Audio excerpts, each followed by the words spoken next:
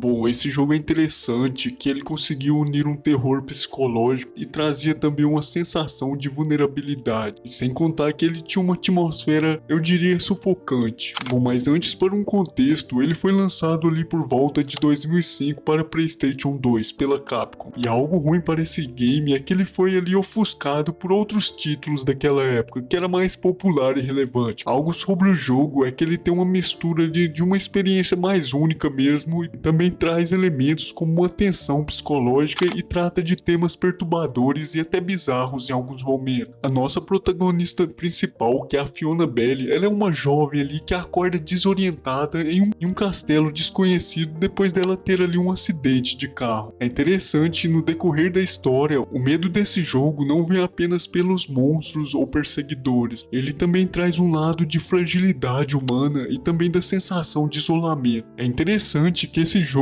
em si, ele não tem aquelas habilidades de combate enorme e coisas desse tipo. A gente deve usar a inteligência e também o instinto de sobrevivência para escapar de quem persegue a personagem. Mas o castelo onde toda essa história se desenrola, ele não é apenas um cenário comum, ele é bem mais profundo do que a gente pensa. Desde o momento em que a Fiona, né, a protagonista, ela acorda naqueles corredores do local em si, que também tem salas mais obscuras, por um lado assim de dizer. É interessante que ao mesmo tempo, dentro do castelo, também tem um lado de beleza ali, porém ele também nos traz opressão, né, por ser um local assim não tão aberto, e sem contar que também só pela trama da história já mostra que é um local desconhecido, e assim tem aquela mistura de beleza e opressão, algo nesse tipo assim. Toda essa união desses fatores, ao mesmo tempo ele traz uma sensação de desconforto. Algo interessante sobre esse game é que quem tem claustrofobia pode sentir um pouco de incômodo ali, porque apesar do castelo ele ser grande, ele ter um lado ali mais vasto, a sensação de claustrofobia pode ser constante. Em muitos momentos tem os corredores que não são tão largos, né, são mais estreitos, e sem contar também o principal, na minha opinião, que é a falta de um local seguro fixo mesmo para se esconder, acaba criando, né, aquele ambiente sufocante, a gente fica ali meio desconfortável mesmo. Na minha opinião, por mais que esse game tenha esse elo constante, né, de tensão atmosférica para um lado sombrio e também criar umas sensações de que você está vulnerável àquele ambiente opressor, a gente tem um aspecto que nos ajuda a combater isso, que é o Huey, né, que é um pastor alemão ali. É interessante que esse personagem, ele não é apenas um companheiro da Fiona, ele também é um meio que ajuda a sobrevivência da Fiona. E é interessante que esse cachorro, ele desempenha um papel crucial tanto na jogabilidade quanto no desenvolvimento emocional da protagonista. O papel do Huey, esse cachorrinho aí, ele ajuda, né, a Fiona nos combates ali, porque ela é incapaz de lutar diretamente. Algo interessante é que o Huey também pode encontrar itens e também acessar áreas que normalmente a personagem não consegue alcançar, e ele é uma peça fundamental para resolver os puzzles que a gente vê durante o jogo. É interessante, como eu disse anteriormente, a relação, né, de amizade, essa relação de cuidado, essa relação de amizade entre os dois personagens, ela é construída de uma maneira bem natural ao longo do jogo. Ao decorrer da história, vai criando uma conexão emocional cada vez mais, e é interessante que isso reflete no jogador, que a gente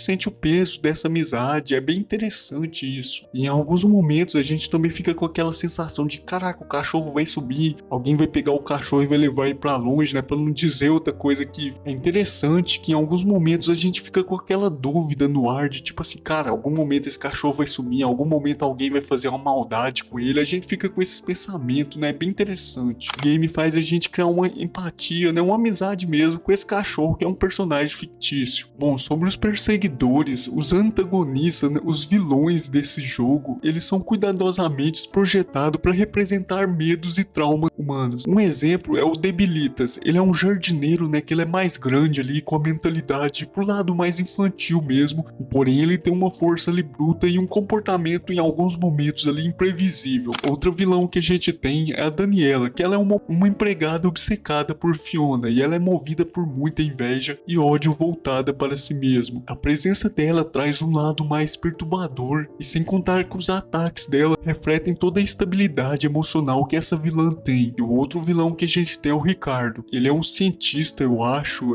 que é isso mesmo. Tem umas intenções manipuladoras, e sem contar que ele demonstra ele ter um desejo doentio de controle. Bom, talvez dentre os vilões que tem nesse game, né, de alguns dos exemplos que eu citei talvez seja o mais perturbador, depende do ponto de vista no geral. Algo bem sombrio do game é que ele não se esquiva ali de abordar temas pro lado mais desconfortável mesmo e até perturbador. Alguns dos exemplos dos temas que são apresentados ali no decorrer do game mesmo é a submissão e dominação, onde a Fiona, né, ela é constantemente colocada em situações onde a liberdade do personagem é ameaçada e os perseguidores dela desejam controlar ela insanamente ali, seja de uma maneira física ou emocionalmente. O jogo também traz uma espécie ali de fetiches distorcidos. Bom, algumas curiosidades sobre esse jogo que eu separei aqui. Originalmente, esse jogo ele seria parte da franquia Clock Tower, porém ele acabou se tornando um jogo único mesmo e totalmente diferente devido às mudanças na direção da Capcom. A gente vê que a forma como o castelo é projetado, ele lembra uma parte do cinema gótico italiano e também da parte europeu ali mais sombria mesmo. Apesar desse game, eu diria que ele tem uma qualidade bem imersiva e muito boa. Eu acho bacana esse estilo do game. Ele acabou sendo esquecido pela uma parte de um grande público, e um dos supostos motivos que realmente pode ser mesmo é a concorrência. Bom, naquela época ali o jogo enfrentou a concorrência pesada. Por exemplo, né, tinha o Resident Evil 4 ali e o Silent Hill 4, e também tinha outros jogos daquela época, né, que acabou gerando uma concorrência enorme para esse game. E outra coisa também que essa pode ter sido o maior impacto foi a pouca divulgação. Bom, tem dados que dizem que a Capcom ela não investiu muito em marketing, e isso acabou impactando nas vendas, e assim o jogo não foi tão vendido como merecia ser. É interessante que o Halt Growth, esse jogo, né, em muitos mercados a gente vê que o jogo é bem caro e até raro assim, de encontrar em um modo de dizer, sabe? Em um resumo, esse jogo ele tá no mercado de colecionadores mesmo, e ele é altamente valorizado por muitas pessoas que são fãs fiéis dessa obra. Bom, mas apesar desse jogo ele ter sido esquecido por uma grande parte do público, ainda assim quem jogou o game tem uma nostalgia enorme desse game, e toda essa atmosfera e essa mistura de terror psicológico, as mecânicas que teve ali e o design em si do local, sem contar os vilões ali que acabam tendo uma pequena história por trás dele, acaba fazendo com que quem jogou esse game, ele se sinta imersivo ali no game e também tenha uma experiência bem bizarra em alguns momentos ali. Bom, então é isso, esse foi o vídeo. Infelizmente eu não consegui aprofundar muito, até porque eu não joguei muito jogo. Eu mais assisti vídeos no YouTube no geral para poder fazer uma descrição dos cenários e coisas desse tipo. Então se o vídeo ficou faltando, me perdoe. Bom, então é isso, esse foi o vídeo e tchau.